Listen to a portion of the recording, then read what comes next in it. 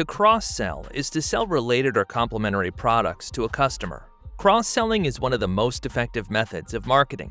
In the financial services industry, examples of cross-selling include selling different types of investments or products to investors, or tax preparation services to retirement planning clients. Today, we will tell you everything about cross-selling.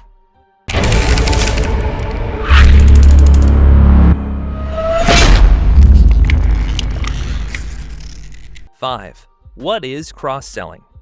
Cross-selling is a sales and marketing tactic used throughout the customer journey to get a buyer to spend more by purchasing a product that's related and/or supplementary to what's being bought already.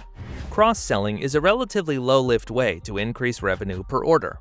A classic example of cross-selling is when someone purchases a suit. Suits are notoriously expensive and aren't usually purchased every day. Whether someone is buying a suit for a wedding, a funeral, or an important business presentation, the stakes generally are high. In this example, cross-selling would refer to a salesperson recommending the additional purchase of a tie to go with the suit. A high-quality tie that matches the suit is an additional purchase that enhances the value of the suit. It's a win-win for both the business and individual. Another example would be when you go to purchase a new car.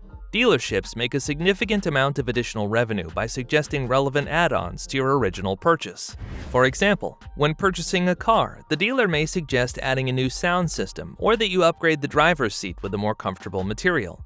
Cross-selling is particularly effective when the additional purchases are small in comparison to the original purchase. A car, for example, is a significant investment, so spending a few $100s more on additional functionality or benefits likely won't meet with much resistance. An electronics retailer will commonly suggest purchasing an extended warranty to cover a new phone or computer, for example. It's important to note that cross-selling doesn't need to involve suggesting low-value add-ons or products just to make a quick buck. When done effectively, cross-selling will not only generate more revenue, it also should increase the customer satisfaction of both new and existing customers. 4. Examples of cross-selling promotions. Amazon reportedly attributes as much as 35% of its sales to cross-selling through its customers who bought this item also bought and frequently bought together options on every product page. That approach allows a retailer to prompt an existing customer to buy a compatible or necessary product. 3. The 6 C's of cross-selling success. Complementarity. How well do the company's accounts, products, and services complement one another? The size of the cross-selling opportunity correlates directly with the potential to take existing products to new customers and new products to existing customers.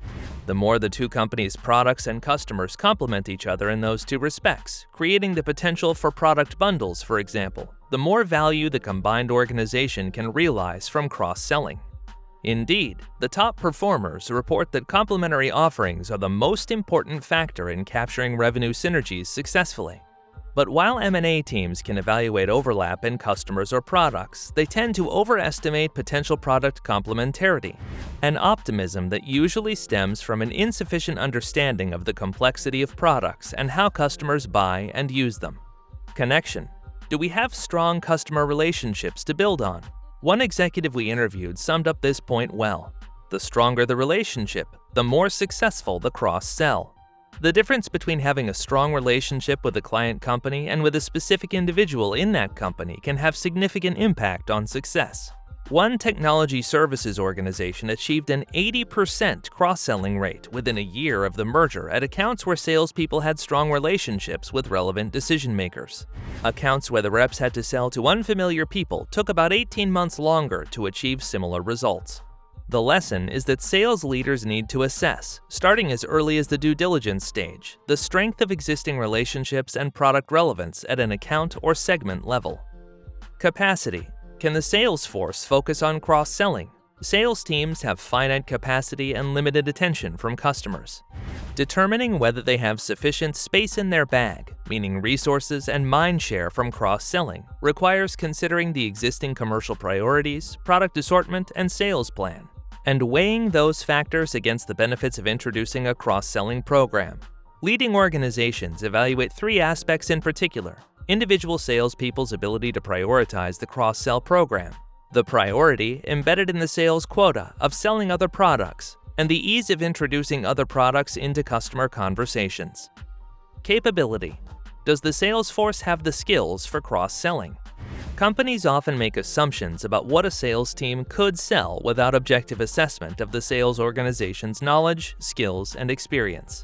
We have seen 3 cross-selling behavioral shifts that have proven especially challenging to navigate: transactional to consultative, product to solution, and farmer, account management, to hunter, account acquisition. In each case, companies stretch the sales force beyond its organic abilities. To determine whether sales reps have what it takes for new cross-selling initiatives, sales leaders need to understand the cross-sell sales cycle, existing rep knowledge and skills, and the sales operating model. Compensation. Does the company provide the right incentives for cross-selling? Almost 3/4 of the M&A executives we polled call incentives important or critically important to cross-selling success. Sales organizations often turn to sales promotion incentive funds, or SPIFs, to motivate salespeople to cross-sell on top of their existing quotas. But if an incentive fund is not meaningful for a sales rep, it sends the message that cross-selling is nice to have, not a core priority. What's more, compensation alone will not achieve results. Success requires coupling a well-calibrated compensation plan with non-monetary incentives, such as admission to a president's club or special awards presented by the CEO to high-performing cross-sellers. Commitment. Is the company committed to cross-selling? A merger may be the first time an organization embarks on a formal cross-selling program. Designing and launching such a program requires building new organizational muscles and demonstrating leadership discipline and commitment, starting at the top. Our research shows that commitment has the highest correlation of all 6 C's with overall program success. The company must treat cross-selling as a distinct change program and apply the same rigor to it that it applies to other key strategic initiatives.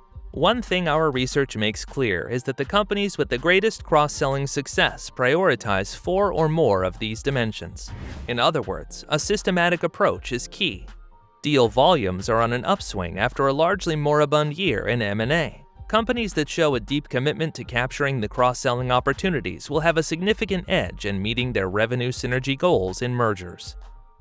2. Cross-selling initiatives and best practices.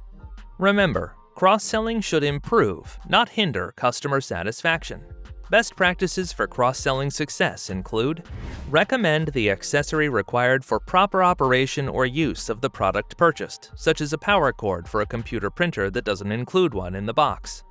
Bundle related products so the customer doesn't need to look for necessary components or accessories. Offer a discounted price on a bundled product offer to encourage immediate purchase with a temporary price savings. Demonstrate how the additional products work with the product being purchased. Make it easy for the customer to say yes by addressing potential customer objections in the cross-sell conversation. For example, a waiter showing diners the dessert tray can overcome "I shouldn't" by suggesting that diners share a dessert.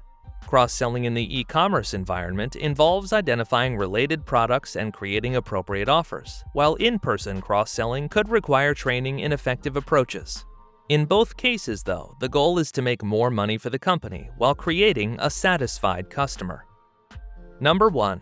Cross-selling an effective way to increase revenue and maximize profits.